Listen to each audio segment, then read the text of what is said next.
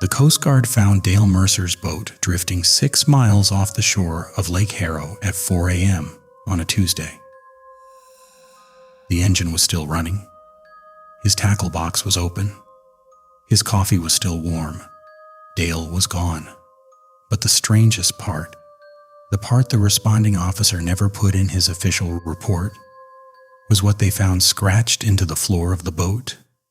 The same word, over and over, 43 times. Mine. Dale Mercer had been fishing Lake Harrow since he was 9 years old. He knew that water the way some men know their own reflection. Every mood, every current, every lie, it told when the surface looked calm. He was 52 now, broad-shouldered, quiet in the way that men get quiet after years of early mornings in their own company. His wife had passed 4 years back. His son lived in Portland and called on birthdays. Fishing wasn't a hobby for Dale. It was the only language left that still made sense to him. He took the boat out every Thursday night. Same routine. Leave the dock at 9. Anchor 2 miles out near the old channel marker. Fish until 2 or 3 in the morning, come back. The lake at night was his, black and wide and honest. That Thursday in October, the air had a strange weight to it, not cold exactly, but more like pressure, like the sky was leaning down. Dale noticed it when he killed the engine and let the boat settle into the silence. Usually the quiet out there felt like relief. That night it felt like something holding its breath. He dropped anchor, poured coffee from his thermos, and cast his first line just after 9:30. By 10 he hadn't gotten a single bite. That wasn't unusual. But what was unusual was the water. It was completely still. Not calm, still. No ripple, no movement at all. Dale had been on that lake for over 40 years, and he had never once seen it look like glass in every direction. No wind, no current, no surface tension breaking anywhere. It looked less like water and more like a floor. He told himself it was nothing. Poured more coffee, cast again. At 10:40 he heard his name. Dale. Low, clear, like someone speaking directly into his ear from about 10 feet away. He spun around.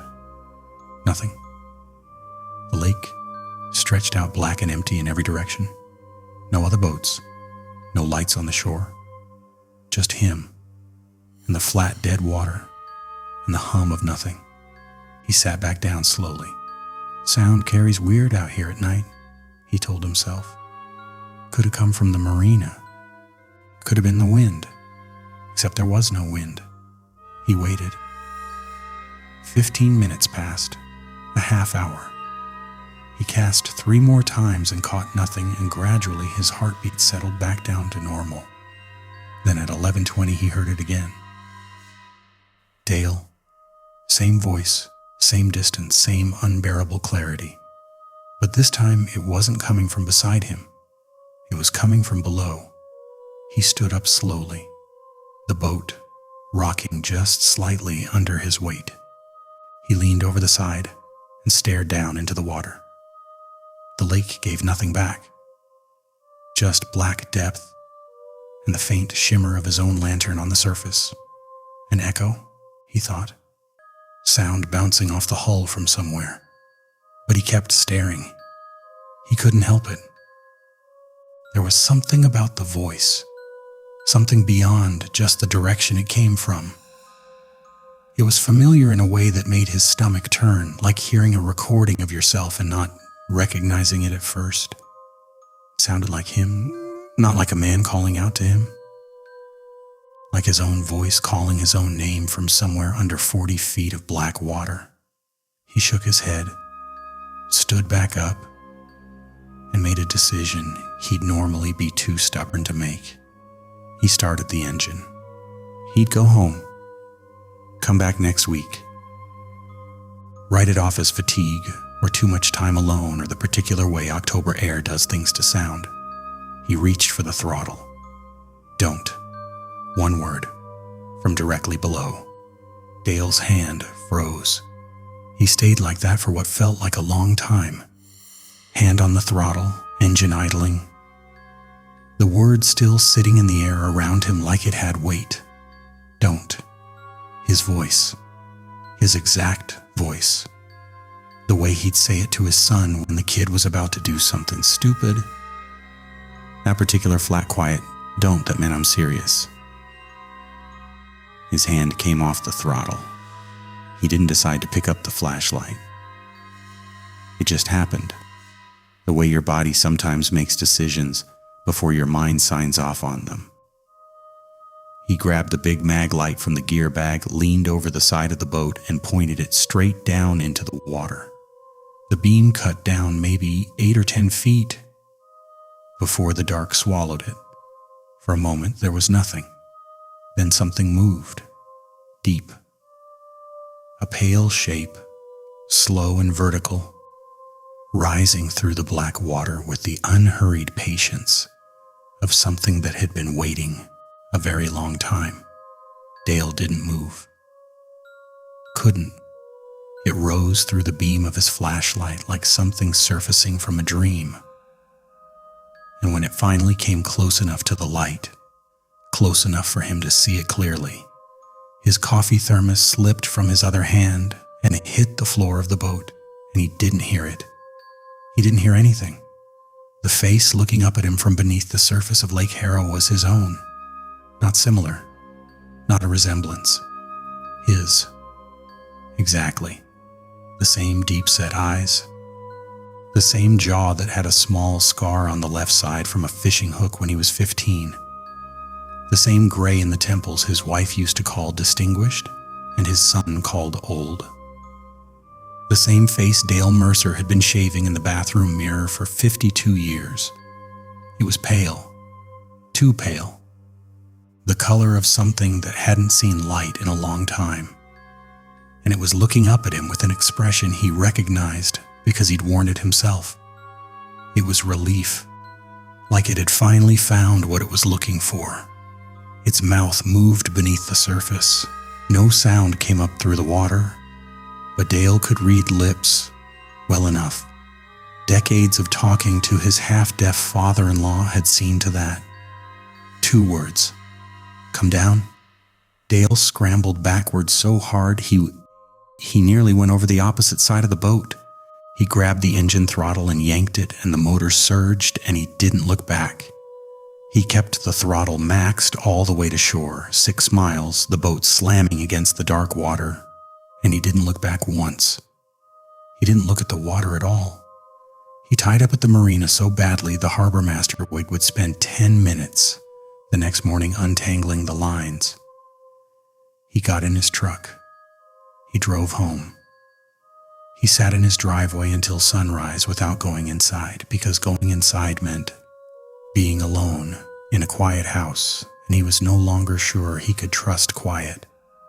He never told anyone. Not his son, not his doctor, not the guys at the marina who noticed he hadn't been out in his boat since October.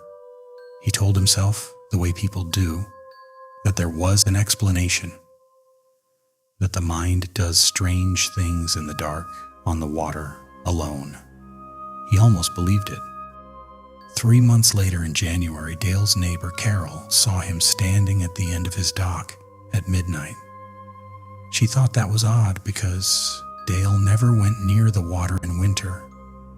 She thought about calling out to him, but something stopped her. Something she couldn't name later when she tried to describe it. He was just standing there, looking down at the lake. She went inside and told herself it was nothing. In the morning, she looked out her kitchen window. Dale's dock was empty. His truck was still in the driveway. His front door was unlocked. His coffee maker had brewed a full pot, still warm, and down at the water's edge, leading from the dock to the lake, there were 2 sets of footprints in the January frost, both of them identical, Both of them Dale's. Only one set walked to the water. Neither one walked back. The Coast Guard listed it as an accidental drowning. The body was never recovered. Dale Mercer's son flew in from Portland to sort through the house. He told people his father had seemed fine the last time they spoke. A little quiet, maybe, a little distant. He said his dad had mentioned just once in a phone call back in November, almost as an afterthought. The way you mention something you've already half convinced yourself didn't happen. That he'd been hearing his own voice out on the water. And that it had asked him to come home.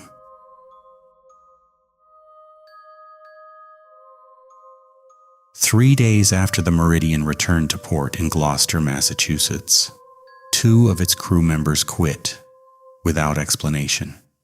The captain filed no incident report. And the man they pulled from the ocean that night, the one with no name, no vessel, no distress signal, was never reported to the Coast Guard at all. Nobody talked about what happened, until one of them finally did. The Meridian was a commercial fishing vessel, 60 feet, steel hull, crew of 5. Nothing glamorous about her. She smelled like diesel and salt and the particular exhaustion of men who work nights for a living. Captain Roy Ashworth had been running her for 11 years out of Gloucester, and in 11 years he'd seen most of what the Atlantic had to offer. Rogue waves, equipment failures. A crewman lost overboard off the Georges Bank in 2019, recovered barely, hypothermic but breathing. Roy was not a man who rattled easily. The night of September 14th, the Meridian was running southeast, about 40 miles offshore, heading toward a known cod ground. The sea was unusually calm, a flat black expanse under a sky thick with stars. The kind of night that makes the ocean look almost safe. At 11:17 a.m., deckhands Luis Carrera and Pete Odom were at the stern doing gear work when Luis stopped and grabbed Pete's arm. "Something's in the water," he said. Pete looked up. 40 feet off the port side, something pale was floating in the dark. They brought Roy up from the wheelhouse. He swept the spotlight across the water and found it immediately. A man, upright, not horizontal the way a body floats. Upright, like he was standing on something just beneath the surface. Arms at his sides, head level, face turned toward the boat, just floating there, perfectly still, watching them. "Get the ladder," Roy said. Nobody moved for a second. "Get the ladder," he said again, quieter this time, which somehow made it worse. They brought the man aboard. He was somewhere between 40 and 60. It was hard to say. Medium height, medium build, dark hair plastered flat. His face was expressionless in a way that went beyond shock or cold. It was the face of someone who had simply stopped performing the normal responses that people perform for each other. Roy put a blanket around his shoulders, asked him his name, asked him what vessel he'd come from, asked him if he was hurt. The man looked at him and said nothing. They sat him below deck with hot coffee he didn't drink and a dry change of clothes he didn't touch. Roy radioed the Coast Guard, reported a man recovered from the water, gave their coordinates. Standard procedure. The Coast Guard said they'd send a cutter to their position within 2 hours. The man sat on the bench in the galley and stared at the floor. Luis tried talking to him. Pete tried. The youngest crewman, a 23-year-old named Garrett, who spoke some Spanish and some Portuguese, tried both. The man's eyes would move. He wasn't catatonic, but wasn't unresponsive. He tracked sound. He blinked, normally.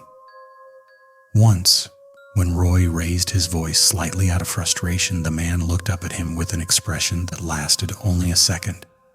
It wasn't fear. It was something closer to pity. Roy went back to the wheelhouse. The cutter would arrive in 2 hours. They'd hand the man off, and that would be the end of it. He told himself that. The first wrong thing happened about 40 minutes after they pulled him aboard. Garrett came up to the wheelhouse and leaned in the doorway, and Roy could tell immediately from the look on his face that something was off. "Captain," Garrett said slowly, "his clothes. What about them?" "He didn't change. He still has on what he came out of the water in." "So?" Garrett paused. "They're dry, Cap?" Roy stared at him. "I touched his sleeve," Garrett said. "It's completely dry. His hair too. I don't understand it. We pulled him out of 40-mile offshore Atlantic water 40 minutes ago, and his clothes are dry like he just put them on." Roy came down from the wheelhouse. He went to the galley, sat across from the man, reached out and took the man's wrist. The man let him, didn't react, and Roy felt the fabric of his sleeve between his fingers. Dry, not damp, not almost dry. Dry like laundry pulled fresh from a dryer. Roy set the man's wrist down carefully and stood up and went back to the wheelhouse without saying a word. An hour passed. The Coast Guard cutter was running behind. Some issue with their navigation system, they said. 30 more minutes, maybe 45.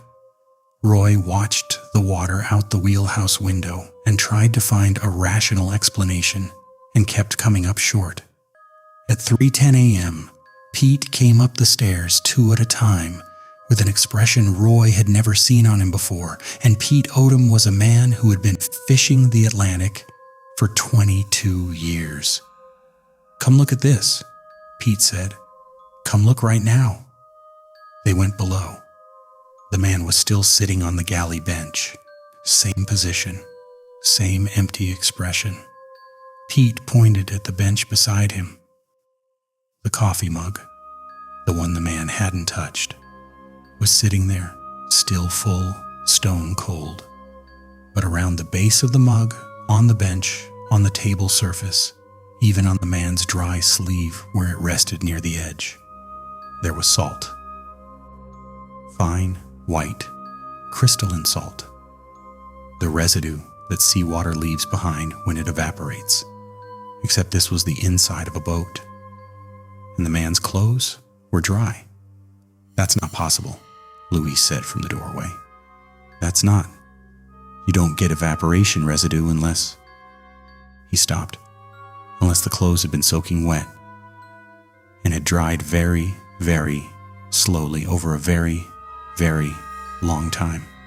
Roy looked at the man. The man looked back at Roy, and for just a moment, just a flicker, something moved behind his eyes that Roy would spend years afterward trying to describe. It wasn't malice, it wasn't hunger, it wasn't anything with a clean English word attached to it. It was the expression of something that had been in the water for much, much longer than one night. Nobody slept. They sat in the wheelhouse. Roy, Pete, Luis, Garrett, and the 5th crewman, an older man named Frank who hadn't spoken in an hour, and they watched the camera feed that covered the galley below. The man didn't move, didn't lie down, didn't close his eyes, just sat there in the blue-gray dark of the below deck, hour after hour, with his hands on his knees and his eyes open. At 4:50 a.m., Frank said quietly, "I don't think we should let the Coast Guard take him." Roy looked at him. "I don't think we should let him off this boat onto another boat with people who don't know," Frank said. "I don't know what I mean by that exactly, I just feel it." Nobody argued with him. At 5:15 a.m., the sky in the east began to lighten, and the man stood up. He moved through the boat like he knew exactly where he was going. Through the galley, up the stairs, through the wheelhouse. He walked past Roy, and Roy stepped back without deciding to. Just his body making a decision, and out onto the deck. They followed him, all 5 of them. He walked to the stern, stood at the railing, and for the first time since they'd pulled him out of the ocean, he turned and looked at them, really looked at them, all of them, one by one, with those flat eyes that had seen something the living weren't meant to see. He didn't speak. He stepped over the railing and into the Atlantic Ocean. No splash, no impact.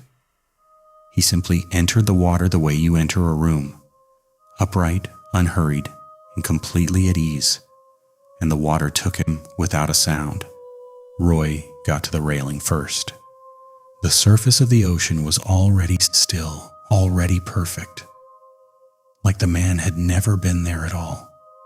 And then Luis made a sound, not a word, just a sound, the kind that comes out when language isn't fast enough.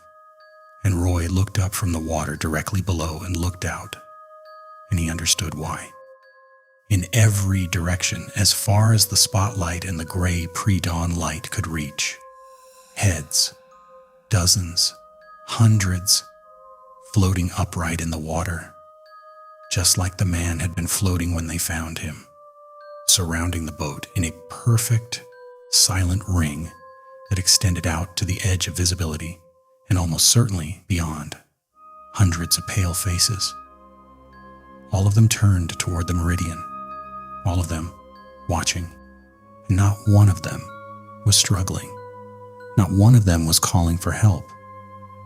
They floated with the same eerie stillness, the same arms at sides composure as the man they had pulled aboard.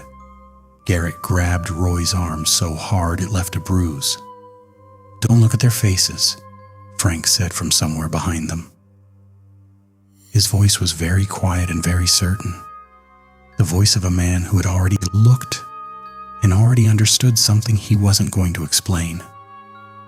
"Whatever you do, don't look at their faces." Roy looked anyway. He wished for the rest of his life that he hadn't, because the faces he could make out in the nearest ring, close enough to see clearly in the growing dawn light, pale and still and patient beneath the surface of the Atlantic, were theirs, his crew, his face, Luis's face, Pete's face, Garrett's face, Frank's face, all 5 of them, floating in the ocean, staring up at the boat, waiting. Roy started the engine and ran the Meridian back to Gloucester at full throttle and didn't stop for the Coast Guard cutter that tried to raise him on the radio. He docked at 7:40 a.m. He told his crew to go home. He sat on the boat alone for an hour. Then he locked up, drove home, and didn't leave his house for 4 days. Pete and Luis quit within the week. Garrett transferred to a vessel out of New Bedford and never came back to Gloucester. Frank retired. Roy kept running the Meridian. He didn't know what else to do. The ocean was all he had, but he stopped doing night runs. And he never, not once, in all the years after, looked over the side of the boat after dark. The man they pulled from the water was never identified. The Coast Guard has no record of the recovery. Roy Ashworth gave one account of that night to his brother-in-law in 2023, sitting at a kitchen table in Gloucester with the windows closed and the lights on. His brother-in-law wrote it down word for word. The last thing Roy said before he stopped talking was this: "Whatever's in that water, it's not collecting the dead. I've had time to think about it, and I don't think that's what it is. I think it's collecting the living. And I think it was showing us, showing me that it already knows which ones it wants next." He picked up his coffee and looked out the window toward the harbor. The water out there hasn't changed. It's the same water it's always been. I just know what's in it now. And I think it knows I know.